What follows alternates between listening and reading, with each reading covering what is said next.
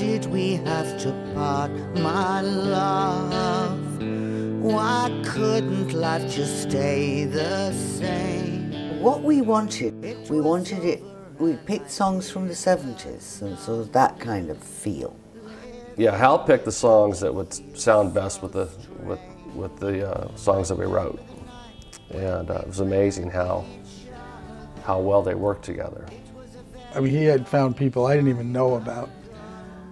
Some of these songs, I mean, I really had no idea where they came from.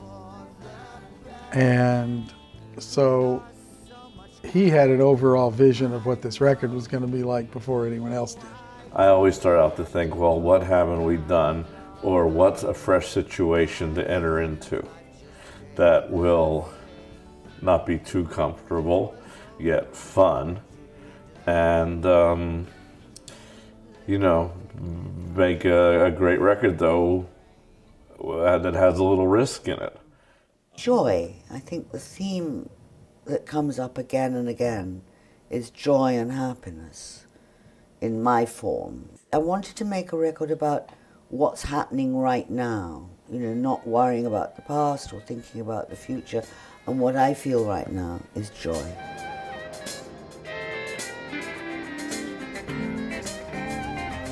Jump for joy, shake with fear. This is an everlasting year. Count the changes coming near. Eternity is here.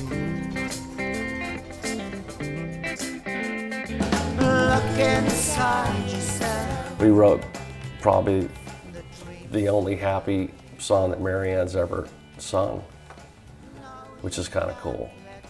I suppose it's something to do with getting older, beginning to face eternity, beginning to face eternity with the friends I have, you know. And what does it mean to me? She decided, you know, she said, I'd love to write a song about eternity, but it's just so huge. It's just such a big subject. And this is what it means. It is a joyful thing. It's a great moment to calmly move into being able to look at that. This is an everlasting year. Count the changes coming near. Eternity is here.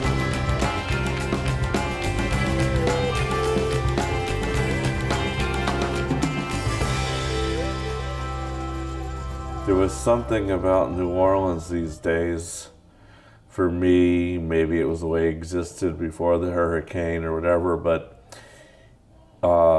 it's reminded me of New York in the 70s, where, you know, wasn't the most desirable place to live in the world. It was a little dangerous, so it was open to a lot of great creative work. You know, artists could live here inexpensively. And there was a music community that was very tight and one that one could understand and grab onto. I don't think I could have got that sound anywhere else. But I think it must be, it's people that make a thing, you know, and the people are from New Orleans, yeah. What are you talking about? He's talking about the song. He thinks it should be simplified more. Yeah, it's too many notes. Too many notes, yeah. Climbing stuff just to simplify my bass line. And the notes should get in, they should come in gradually, and the Leslie should do things, you know. Right, so should go fast and slow down, yeah. I mean, I heard this music, and then I had to think of players to get. And I had to think of players that were going to be okay for Marianne. And, you know, and that's out, you know, we have this player pool, it's like 150 deep, at least in New Orleans, and you can get any number of people to do any number of amazing things. But with this case, we had to get a specific rhythm section that was going to work for a bunch of different kind of songs, and they had to be able to shift gears in a big hurry and then be themselves. That was the whole idea of these kind of records. You don't have session guys playing parts. You try to have people that come in and do what they do and then make the whole add up. Sally, George. Hi, George. How you doing? Oh, you didn't meet George. George is God. Like, I couldn't believe these sessions we put together with, like, as musicians that are as good as you can ever get. So it seemed like, well, let's take Marianne down to New Orleans, not to make a New Orleans record of her singing, you know, Zydeco or whatever, but just what a great place to go. Let's just see what happens here. The past. Well now, let me tell you about the past. The past is filled with silent joys and broken toys, laughing girls and teasing boys. Was I ever in love? I called it love. I mean, it felt like love. There were moments when, well, there were moments when. Present. Go out with you? Why not? Do I like to dance? Of course. Take a walk along the beach tonight? I'd love to. But don't try to touch me. Don't try to touch me. 'Cause that will never happen again. That was pretty great. I want to hear it. You want to? No, the key thing, you really, especially the second one, you really nailed the note. I mean, Marianne is in great, great voice. I always talked about her voice is a classic voice in the style of Piaf, Billie Holiday. And like all those artists, you can't learn to sing like that. This is a voice of a life. A life, a difficult life with a lot of happiness in it, a lot of tragedy in it. It's just, she's just got a great, great instrument there. You know, just bottom line, she's a great person. You know, she sings her heart out. She can deliver a song. She could make you believe. You know, she could sing a menu and make you, you know, make you cry. The words I have to say may well be simple, but they're true.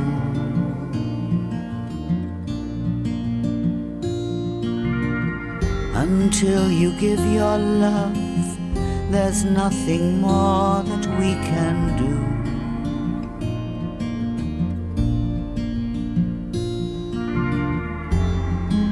Love is the opening door. Love is what we came here for. No one can offer you more. Do you know what I mean? Have your eyes really seen?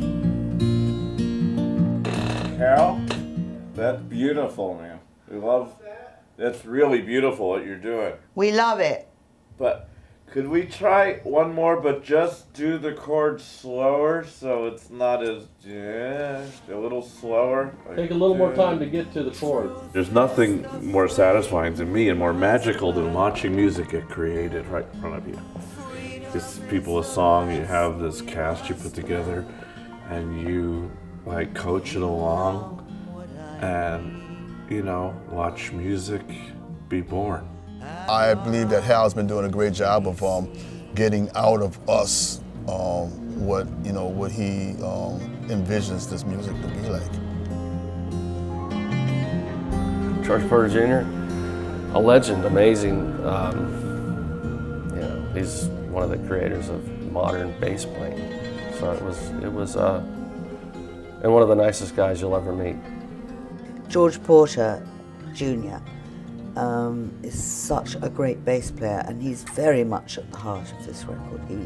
He really keeps it, and him and Carlo Nuccio keep it sort of pinned properly, so that we can go in all sorts of places in other ways. Yeah. What a clever I like bass Clever solos so much. They are. My job as a bass player is to play, play as close as I can to the drums, and make our pocket strong enough that everybody else's gig, is just playing around what we do, We did not use a click track, which is great, because Carlo's time was so great, and George Porter Jr. That's like having the most insane click you could ever ask for. If you listen to the old records that you love, at least that I love, they tend to, they move a little bit. It's different sections of the song to evoke a feeling, like, it's just like life. Life isn't just. I wanted to set it up like it was a rock and roll record, and people played in the same room mostly, except that we isolated the piano, but the guitars and the drums were all in the same room. Once you imprint on tape, it's there, and you feel that analog thing, and then that goes to Pro Tools, and it's there.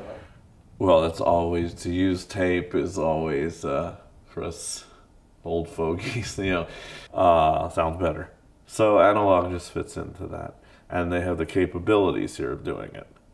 Analog, it gives us much more space between things.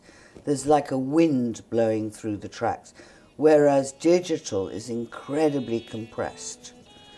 Analog is spacey and free and lets the air blow through, and just the hiss of everything. The tape hiss, I love all that.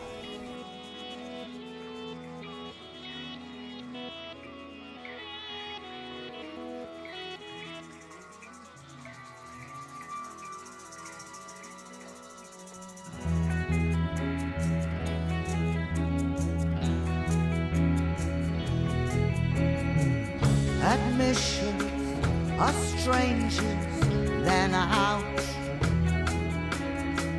My karma's in question. Do you want it?